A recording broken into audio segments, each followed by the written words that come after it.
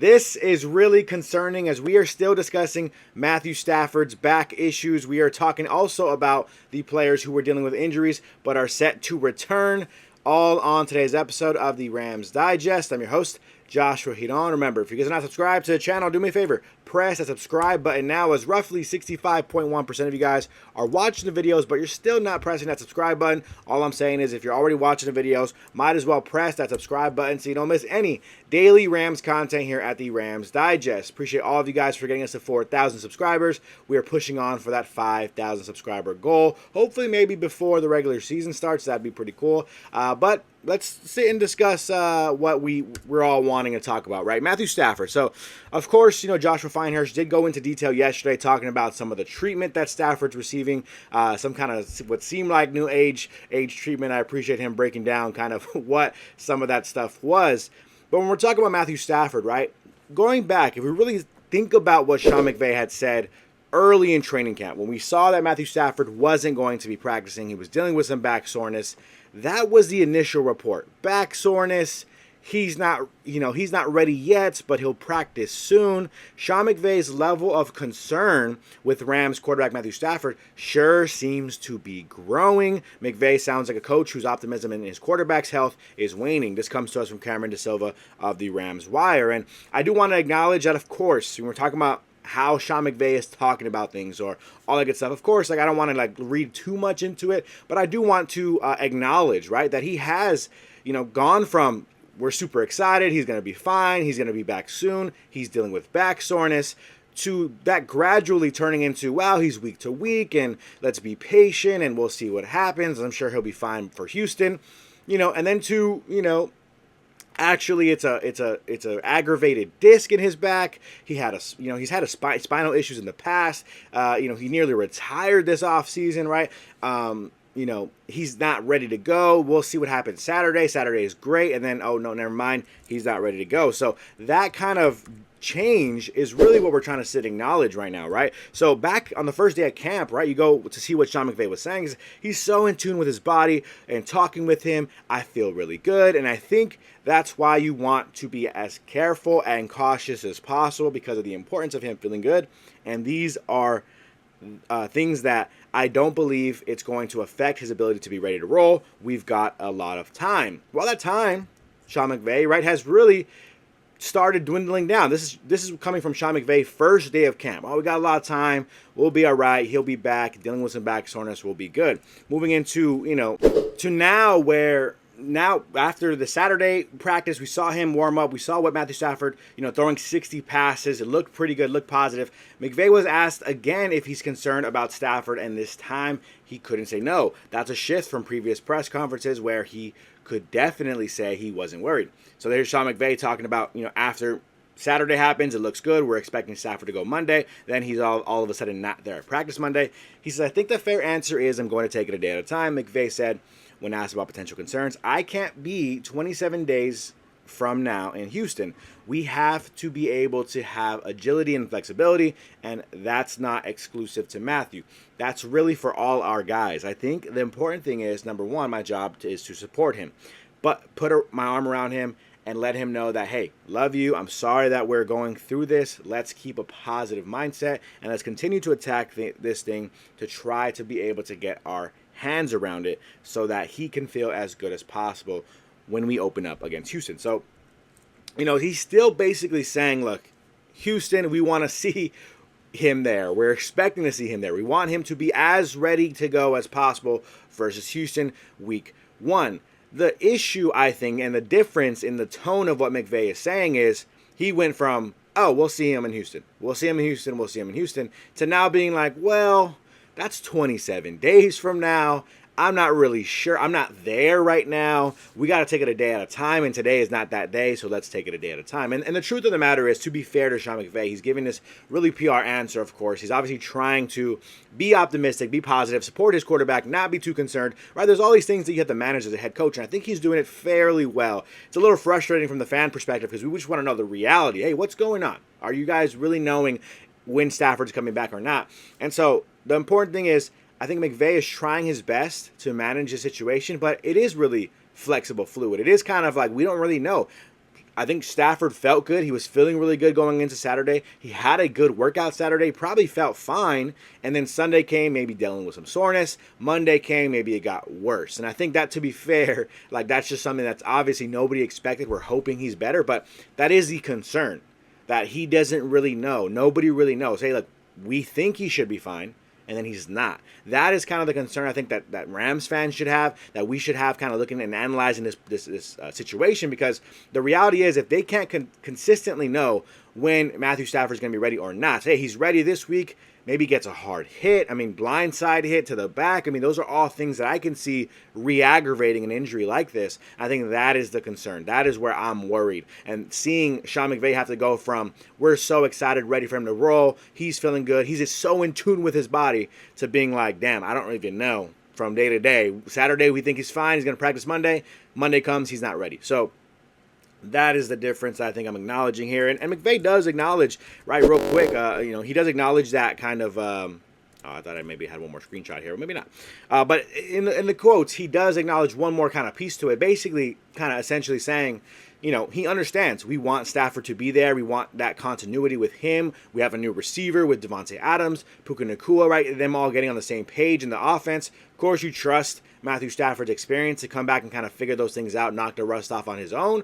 But it is very important to have him there in some practice situations to knock that rust off sooner rather than later, rather than be week one being like, hey, let's take it easy with Stafford. He wasn't there all training camp. That's why we're understanding why he's not playing too well. Like, I'd rather avoid that situation, see him at practice sooner rather than later. So fingers crossed we get more positive updates in terms of Matthew Stafford. Let me know your level of concern for Matthew Stafford down in the comment section down below. 1 to 10, scale of 1 to 10, how are you feeling about Matthew Stafford? My level of concern for Stafford right now is sitting at about a 7. I'm not at full 10 concern mode, but I'm definitely concerned and interested to see when is he going to practice. We talked about this in the offseason. He was about to retire. Do you move on from him at quarterback? Do you rebuild this team around a new quarterback? Do you try to find that future quarterback now? The Rams didn't do that. They're relying on Stafford. Hey, look, Jimmy G looks like he can roll for a couple weeks and be pretty solid for this team. So I'm positive on that sense. And I don't want to be super negative on Stafford, but it is definitely concerning, in my opinion, to see that kind of difference in how confident McVay is and how different it is day to day and what's happening with the updates from Stafford. Moving on from that, other injuries, some more positive news, okay? I don't want to be so super negative this morning. Some more positive news. We are seeing some positivity in terms of the other guys that were dealing with injuries. We talked about all offseason, right? Some other guys dealing with backs and knees and ankles, and we said, dang, another guy down. That's what we kind of kept talking about these last couple of weeks. Well, Rams got back a number of key players from injuries on Monday. Kobe Turner, Cameron Curl were a couple of those guys to mention. Again, coming to us from Cameron DeSilva of the Rams Wire. Those are a couple guys that we were kind of noticing, that are back on the field, it looks like. So definitely something that's positive, exciting. We can talk more details here about who actually was there as we're looking at, I'm mixing up my screenshots here. When asked if any players besides Stafford were limited, he said no. It was good. He mentioned that Puka Nacua and Witherspoon returned before saying that just about everyone who had been missing was out there in some capacity. We got Puka Nacua back and out there, and Ahkello Witherspoon, McVay said, really everybody was back out there. That kind of had been missing. That's a real positive. A lot of those guys were on a defensive side of the football, but offensively, we had pretty much all hands on deck, with the exception of Matthew taking part in individual drills. I thought it was a good competitive practice that's going to be in alignment over the next couple of weeks, where we're going to be practicing in the morning. So definitely some positive things to note there. Puka Nacua, a guy we want to see on the defensive line, to see that difference maker, right? The Rams maybe needed some help, some bulk in the interior of the defensive line. He's back looking ready to go. Ahkello Witherspoon, one of your key cornerbacks, who is going to have to step up and be one of those star cornerbacks for you this season, a guy who has to play well and you have to rely on this year at the cornerback position. He looks like he's ready to go. We talk about Cameron Curl as well being one of those guys. I know Kobe Turner was dealing with injuries. He seemed to be back as well. So a lot of positivity in terms of the injuries that we had been talking about. Nate Landman dealing with a calf. He was back. Paul Jr., right? He was dealing with leg injury. He was playing in the preseason back at practice. So some positive notes on all the guys who were kind of, dealing with those kind of bruises here and there. They seem to be ready to roll, just dealing with minor injuries, but now maybe being less safe, less cautious about it as we're ramping up, getting towards that first regular season matchup. Definitely some positive note on that front. Moving on from that, last but not least, trivia of the day, my favorite part of the episode, where I ask a trivia question. You give your trivia guesses down below in the comment section. Whether right or whether wrong, we give you a shout out on the next episode that I'm on here at the Rams Digest. Last episode's trivia of the day, we asked this question here. We said, which NFL franchise was the first to appear in 4 consecutive Super Bowls? The multiple choice options for you all were quite a few teams here. It was A, the Dallas Cowboys. Was it B, the Buffalo Bills? Was it C, the Minnesota Vikings? Or was it D, the Denver Broncos? A few of you guys played along with the trivia of the day. Always appreciate you guys when you play along. Shout out to all these folks who did play along. By the way, if you want a shout out just like they get every single episode for playing trivia of the day, just Just guess with the trivia of the day that we're going to ask in just a couple minutes here. Steven says Buffalo. MM's Jr. says the Bills. We had Floyd saying Dallas. We had James saying Buffalo Bills. We had Juan saying, what up, Josh? Great start to the season. Our Rams look good. Agree with you, Juan. On trivia, I'm going Bills. Go Rams. Wendell says it's tough, but I choose Bills, who lost them all. The Vikings lost 4 Super Bowls, but not consecutively. I enjoy your podcast. Appreciate you, Wendell, for signing off.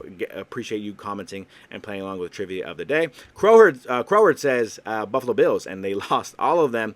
And the Rams house says it's the Vikings. So a few guesses for Vikings. Couple guesses here for I saw Dallas guess in there as well, but it's the correct answer for the trivia of the day, which was which NFL team was the first to appear in 4 consecutive Super Bowls. The correct answer was B, the Buffalo Bills. Fun fact here, from 1990 to 1993, the Bills made 4 straight Super Bowls. I believe the only team to make 4 consecutive Super Bowls, and also the only team to lose 4 consecutive Super Bowls.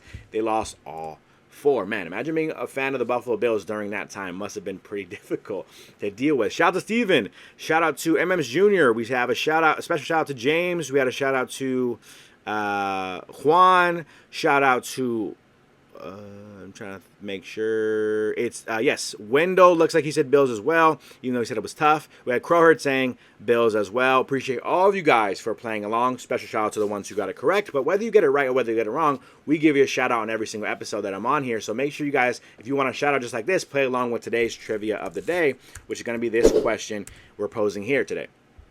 Which quarterback holds the record for most career rushing touchdowns by a quarterback? A couple weeks ago, we did this with career rushing yards. This is career rushing touchdowns. Which quarterback holds the record for most career rushing touchdowns by a QB? I do want to actually Google this real quick and double check that maybe it hasn't been updated since, because there's a guy I think that could have that record pretty soon. No way he has it already. I'm thinking, okay, anyways, whatever. We'll trust this trivia question and multiple choice option to make sure, hope that it's true, but I think it's accurate. Which quarterback holds the record for most career rushing touchdowns by a quarterback? Is it A, Steve Young? I don't know why I said Steven. Is it A, Steve Young, B, Cam Newton, C, Michael Vick, or D, Lamar Jackson? Which quarterback holds the record for most career rushing touchdowns by a quarterback? Is it A, Steve Young, B, Cam Newton, C, Michael Vick, or D, Lamar Jackson? Give your guesses down below in the comments section. A lot of great running quarterbacks, by the way. Give your guesses down below in the comment section. Whether you're right or whether you're wrong, we'll give you a shout out on the next episode that I'm on here at the Rams Digest. Other than that, that's going to do it for me on today's episode of the Rams Digest. Hope you guys are subscribed to the channel. If you're not subscribed already, please press the subscribe button before you go. Other than that, that's going to do it for me on today's episode of the Rams Digest. I'm your host, Joshua Giron, and I'm out.